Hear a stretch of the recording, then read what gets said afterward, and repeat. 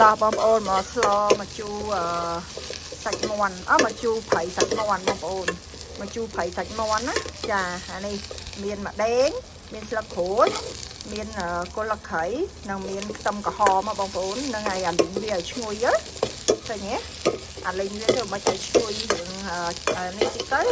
ឈ្ងុយមកល្មមមកហើយចាំយើងចាក់សាច់មាន់ចូលបងប្អូនណាអូខេហើយយើងចាក់សាច់មាន់ចូលបងប្អូនចាសាច់មាន់យើងចាក់ទឹកអញ្ចឹងហើយដាក់ចាប់ដៃមកបងប្អូនលឿនសាច់មាន់វាទឹកហ្នឹងហើយឃើញទេដាក់សាច់មាន់ចូលមកបងប្អូនចាដាក់វាអញ្ចឹងមកហើយយើងកូរវាទៅកូរឲ្យសព្វកូរវាឲ្យសព្វតិចមកអូខេបងប្អូនឥឡូវនេះវារៀងសាច់យើងរៀងបន្ទាន់តិចហើយបងប្អូនណាហើយយើងដាក់ប្រហុកចូលបងប្អូនប្រហុកខ្ញុំចាប្រហុកចូលដើម្បីជុំវា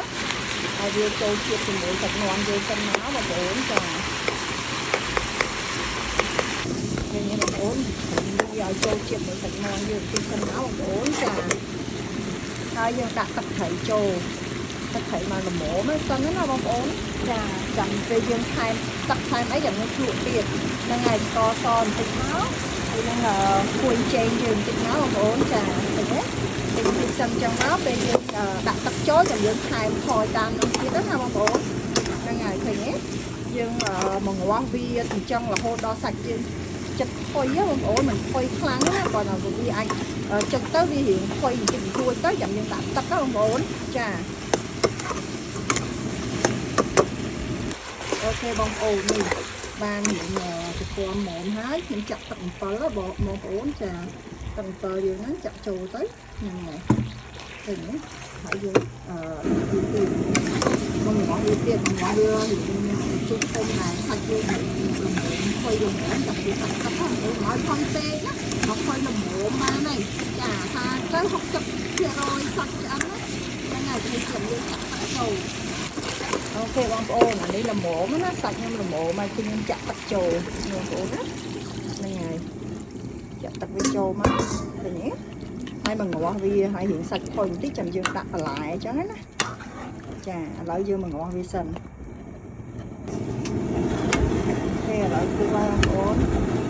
ខ្ញុំជ្រក់តែស្ទើរស្ករដាក់ថែមស្ករតិចមកហ្នឹងហើយអំបិលតិចទៅព្រោះយើងថែមទឹកទៅវារៀងសាបចាហើយអំបិលយើងដែរអំបិលខ្ញុំថែមម្សៅបន្តិចមកហើយវាជូរច្រាំបន្តិចព្រោះអាហ្នឹងត្រូវការជូរផ្អែមប្រៃបងប្អូនអូខេបងប្អូនឥឡូវសាច់មាន់ខ្ញុំនេះហើយផុយតិចហើយខ្ញុំដាក់គ្រាប់ស្រួយចូលបងប្អូនដាក់គ្រាប់ស្រួយខ្ញុំមានតពួនដែរបងប្អូនអត់ចង់ញ៉ាំតពួនតាមពិតគេអត់ដាក់តពួនទេតែគ្រាន់តែខ្ញុំចង់បាន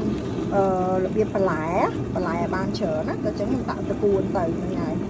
ថែមតពួនក៏បានដែរហើយតពួនដាក់តាមក្រួយយើងមកងាស់អានេះតិចសិនហ្នឹងហើយតពួនហើយនឹងមកនេះនេះអាត្រូវនេះដាក់តាមក្រួយហ្នឹងហើយឥឡូវយើងមកងាស់អាគ្រាប់ស្រួយតិចសិនអូខេឥឡូវបងប្អូនពុះហើយដាក់តពួនចូលនេះតពួនបងប្អូនចង់ដាក់ក៏បានអត់ក៏បានដែរតាមផិតគេអត់ដូចខ្ញុំថាចឹងគេដាក់តពួនទេបងប្អូនប៉ុន្តែខ្ញុំចង់ញ៉ាំបន្លែតែអញ្ចឹងហើយខ្ញុំដាក់តពួនទៅហ្នឹងហើយអាហ្នឹងសម្រាប់គេប្រហែលជាគេមិនដាក់តពួនទេបងប្អូនប៉ុន្តែខ្ញុំចង់ញ៉ាំខ្ញុំក៏ដាក់ទៅហ្នឹងហើយខ្ញុំក៏បន្ថែមនៅម្ទេសតិចទៅចាដើម្បីឲ្យវាហឹរតិចឈ្ងុយឆ្ងាញ់ហ្នឹងហើយឥឡូវចាំវាពុះចាំយើងដាក់ម្អមចូលបងប្អូនចាអូខេបងប្អូនពុះហើយនេះម្អមអូយម្អមនេះម្រះប្រៅអូយហើយម្អមបងប្អូនម្រះប្រៅបងប្អូនសុំទោសអើយអានេះស្លនេះដល់តដាក់ម្រះប្រៅបងប្អូនអូឈ្ងុយឆ្ងាញ់ឈ្ងុយឆ្ងប់ហ្មងឈ្ងុយពេញតាផ្ទះនេះចាហើយថាមកជូរប្រៃសាច់មាន់អ្នកនិយាយរៀបដាក់មាត់បងប្អូនតំណងឯណាតំណងដល់ហើយឆ្ងាញ់នេះអូយឆ្ងាញ់ណាគ្រប់ទៀតឆ្ងាញ់តំណងបងប្អូនណាអើយ